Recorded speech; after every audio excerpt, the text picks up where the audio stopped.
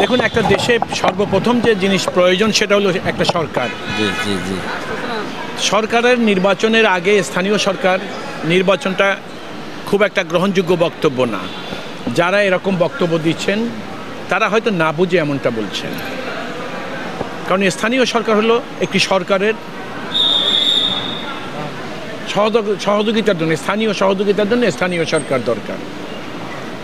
আর আপনারা যেটা বলেছেন যে নির্বাচন কমিশন কালকে বলেছে অক্টোবরে নির্বাচনের তফসিল ঘোষণা করা হবে, এটা আমার কাছে মনে হচ্ছে যে একটু বিলম্বে হলেও তাদের চৈতন্যের উদয় হয়েছে এবং এদেশের মানুষের দীর্ঘদিন যাবৎ আকাঙ্ক্ষা হলো একটি জাতীয় সংসদ নির্বাচন, কারণ মানুষ দীর্ঘদিন ভোট দিতে পারেনি। সুতরাং আমরা আশা করব যে তাদের এই বক্তব্য অনুসারে সরকার প্রয়োজনীয় ব্যবস্থা নেবেন এবং অক্টোবরে তফসিল ঘোষণা করবে। এটা দীর্ঘদিনের কাঙ্ক্ষিত বিষয় ছিল এবং আমরা এই বিষয়টায় অত্যন্ত সতর্কতার সাথে আমরা লক্ষ্য করব যে এটা শুধু বলার জন্যই বলা কিনা, এবং আমরা আশা করব এটা যেন সত্যি তফসিল ঘোষণা হয় অক্টোবরে এবং সেই অনুসারে ডিসেম্বরে নির্বাচন হয়। ঠিক। দেখুন, আইন শৃঙ্খলা পরিস্থিতি তুলনামূলকভাবে একটু উদ্বেগজনক, কিন্তু তারপরও আপনারা একটা জিনিস লক্ষ্য করবেন, আমি আজই দেখলাম যে সরকার একটা উদ্যোগ গ্রহণ করেছে যাতে যে সকল আইন শৃঙ্খলা পরিস্থিতির যে অবনতি হয়েছে সেটাকে যাতে নিয়ন্ত্রণে আনা যায়।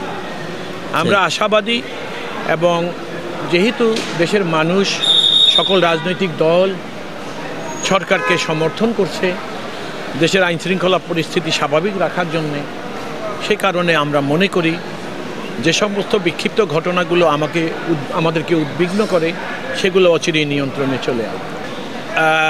সম্ভব হবে না এটা ভাবার আসলে কোনো কারণ নাই, কারণ দেশের আইন শৃঙ্খলা রক্ষাকারী বাহিনী যারা আইন শৃঙ্খলা রক্ষার দায়িত্বে, অতীতের ঘটনায় কিছুটা নৈতিক অবনতি তাদের হয়েছে, কিন্তু সময়ের পরিক্রমায় দেখা গেছে সেটা ইতিমধ্যে তারা আবার অর্জন করা শুরু করেছে। তাদের মধ্যে আস্থা ফিরে আসতেছে। আর সবচেয়ে বড় ব্যাপার হলো একটা দেশ যখন ঐক্যবদ্ধ থাকে তখন যে কোনো সমস্যা সমাধান করাই সহজ ব্যাপার, এবং আইন শৃঙ্খলা রক্ষা করা তো এমন কোনো কঠিন কাজ না।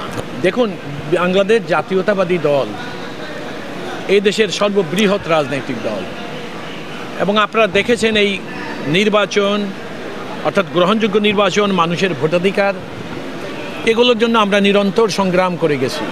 আমাদের দলের হাজার হাজার লোক গুম হয়েছে, লক্ষ লক্ষ মানুষ মিথ্যা মামলায় কারাবরণ করেছে, নির্যাতিত হয়েছে, কিন্তু আপনারা দেখবেন মানুষের অধিকারের দাবি থেকে আমার দল কখনো সরে যায়নি।